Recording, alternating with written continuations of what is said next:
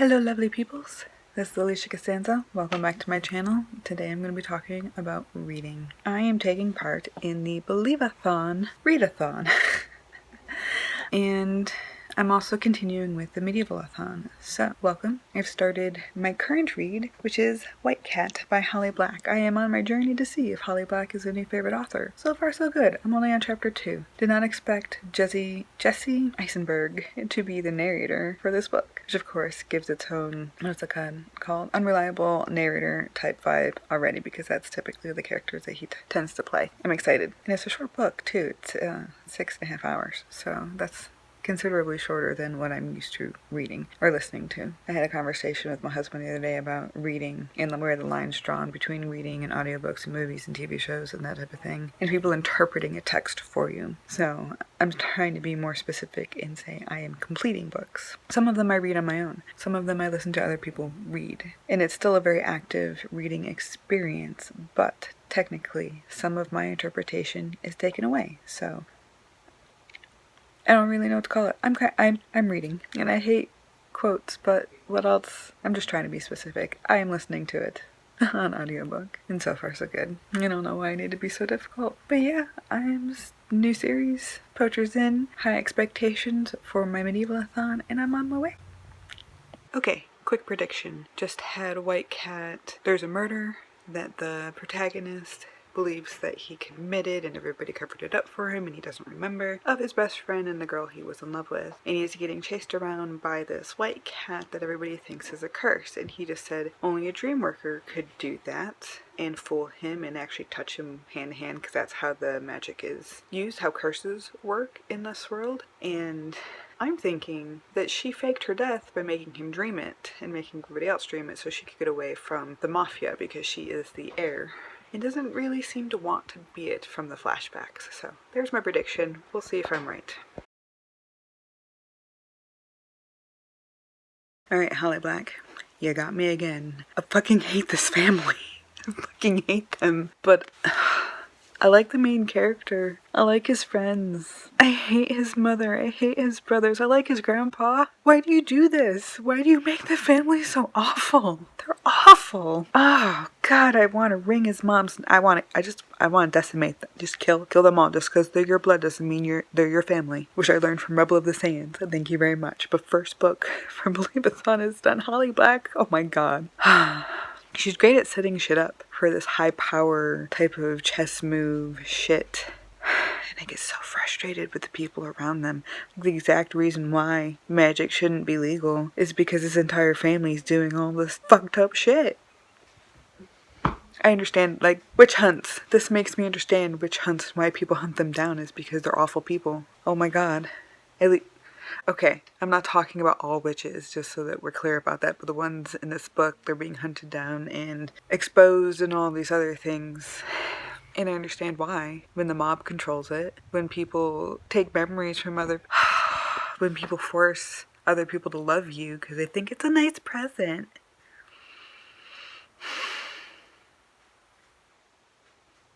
Yeah, I literally just finished this and had to record because I'm so fired up about it. Fucking family. I'm excited to see what else happens. I don't know what my rating is for it, but I mean, I read this in like a day, or I listened to it in a day. It's probably going to be pretty up there. 4.5 at the very least. Maybe a 5. I don't know. I have to think about it, but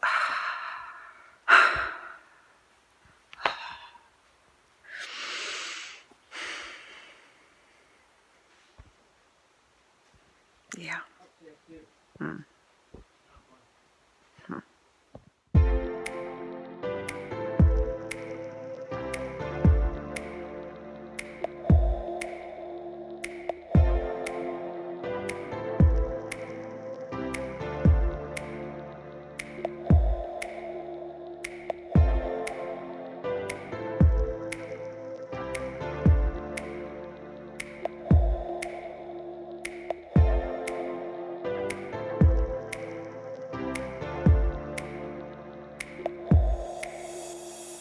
Hello everybody. So I am currently reading Wiesel. What's that? I don't know how to. I never know how to pronounce names, but this was my prompt for You Should Have Read By Now, both for Believathon and for my Bookopoly. It was my pristine book, but I think I'm going to change it to my yellowed book over time, because as I go through it, it is rather yellowed. So I'm going to change that. I'm not sure what I'm getting in its place. I'm pretty sure it's clothing. Anyways, I am about halfway through. I'm on page 46, and it's only a little over 100 pages. And the reason why it's taking me so long to read this is very much the reason why I can't just plow through it. And I hope that's pretty obvious, is it's very dark. However, surprised, yet I shouldn't really be surprised, is how lovely his writing is. As dark as the material is, his writing is lovely. He's got very sparse, beautiful language, and it is very easy to read. And that is what's getting me through this. So I'm trying to do a chapter a day currently, even though I know you're not supposed to skip ahead on books for Believathon, but I read multiple books at the same time, usually one in this form and one in audio, because I can do different things while I read, if that makes any darn sense. But I just wanted to give it a quick update. I am enjoying his writing, struggling a little bit with the content, but I think that's expected. So, yeah. Oh, and I'm also in the middle of Waistcoat and Weaponry by Gail Carriger, which is the third in the Finishing School series. And I'm about 80% of the way through. Technically, for my travels to be correct, I should have read the fourth one first and then the third one, because the way the prompts fit those two books. So I jumped. I did think about using my transport up to that book and going back and reading that one, and then maybe taking a different path before I get to the Stronghold. I haven't decided yet, but that's what I'm working with right now. I also have an extra book, which is The Raven King, so maybe that will fit into the prompt somehow. Since I'm going to read it anyways, even though it wasn't on my TBR to begin with. But I finished the third in the book, and I went, okay, I'll put a hold on that one. It will take 4 weeks. I'll have it at the end of the month, and then less than a week later, it was in my notification saying, hey, borrow me, and I went, okay. So, we'll see. We'll see how that's going. But so far, I think this is book 9 and 10 this month. Really? It's the 13th. Really? Okay.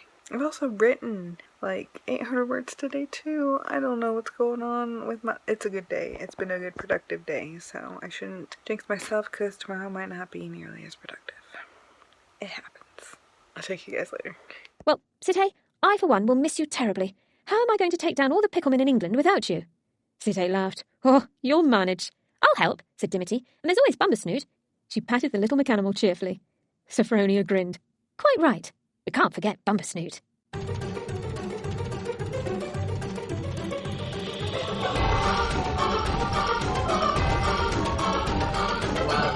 Quads, polytech for boys, they emphasize the joys of daily little toys. Like Mademoiselle Jardine, school for Papa Young killing machines, the curriculum on the whole is certainly more droll. But all the things I go on, hate to know, hate to know. All the things I go on. If you find you're irritable, up top in the dirigible, down below the city snow, a thing or two you might. But Mademoiselle Jardine's nothing's really what it seems. Curriculum you will find may give you some excitement. But all the things I go on, hate to know, hate to know.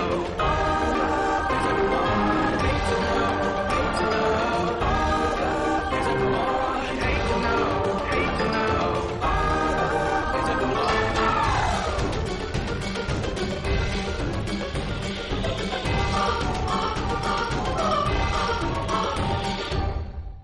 So hello my people.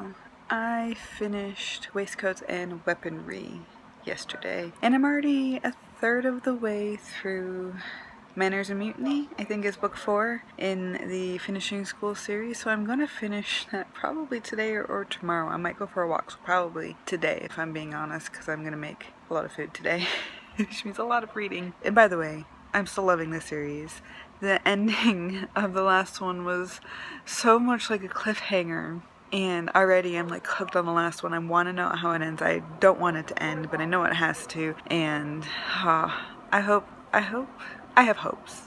That's my point. I have hopes. I'm still in the middle of night, and I'm still counting that as first in my journey because I started it first. It's just I knew it was going to take me longer to read it. And the funny thing is I know Believathon is a middle grade readathon, or it's meant to promote middle grades, and I don't read a whole lot of middle grades, but I have everything I've read has been a young adult novel, at the very least, or something aimed or has been read predominantly by young adults. So I'm working with that. I've actually been trying to think of some of the middle grades that have influenced me the most for the Instagram post that is coming up, and the only middle grades I think I've ever read are Goosebumps. I don't know which my first one was. I do know the one that impacted me the most because it scared the living shit out of me, and that was I think the Night of the Dummies.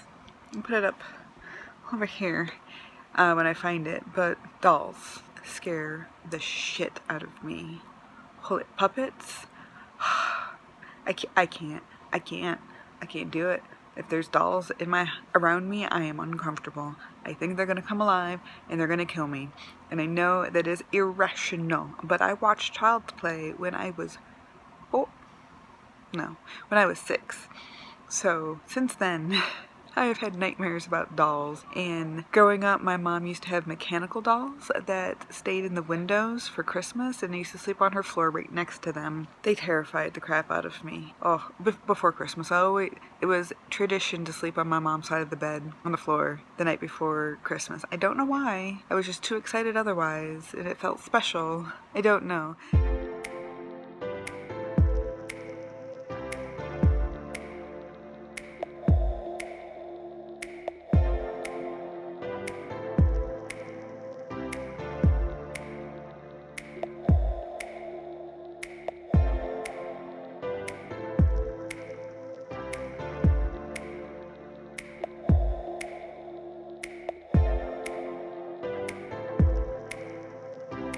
I was fully expecting it to make me cry. And I was expecting the death, and still I sobbed. A couple more pages. I finally finished it. It was really brilliant. I absolutely understand why it's won awards and all these things. It made me feel it wasn't too much, which he mentions in his preface, that he worried about saying too much rather than too little. And I think the bare bones of the story and his experience and not trying to over-describe really worked for the message, because it allows readers to kind of step into his shoes. And something about explaining something too much kind of muddles it. And I've always believed that to be true as a writer. And so the way he just paints the minimalist brushstrokes of what happened to him and his family and the people around him, it's just brilliant. I get it. Was it hard to read? In one way, yes. Was it because of his language? Absolutely not. His language is the only way. His skill is the only way I got through this book. So, props. I feel like I earned much more than a couple of things on my readathons. I really do. However, I did earn 2 things on my readathons, one of which was a book yellowed over time. I'll put it up here. And I also completed my Yellow Brick Road prompt for Believathon. And my bookopoly of having read something that's been on my list for so long, since 10th grade. I'm 35. I don't think I would have appreciated it then anyways. So, yeah. Okay, I'm gonna go sulk and eat something now before I go to work, but I had to finish it. Read it if you haven't. Grateful for it. Soap nuzzled her gently. Sophronia quite agreed, but then Soap was sensible like that. The end.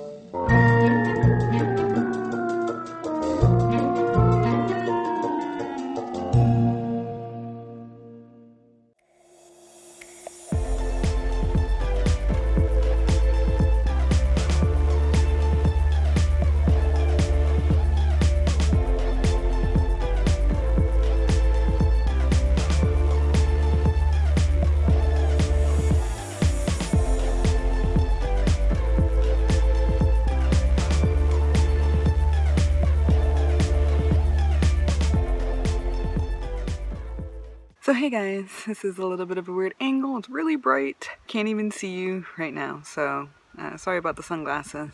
I wanted to give a brief wrap up of the last 2 books that I read, essentially, which is Manners and Mutiny and Waistcoats and Weaponry. Manners and Mutiny, book 3, is one, it eliminated one of the triangle pieces and was fast-paced and ended on a freaking cliffhanger type thing. Oh my god, Soap, I love you. I love Sophronia, I love all of her friends. It was just a great continuation of the series. And then I finished the series, book 4. Happy. I'm happy with it. I think I wrapped up nicely. I think all of the pieces were put in their place right, and I enjoyed it. I can't really get into much detail without spoiling anything, because again, it's book 4, it's the end of a series, but I'm very happy with it. I give the whole series a 4.5. In general, I started and finished 3 series this year so far. Holy cow. I'm gonna go finish my 4th. Yep, I'm gonna go for a walk if you couldn't tell. Alright.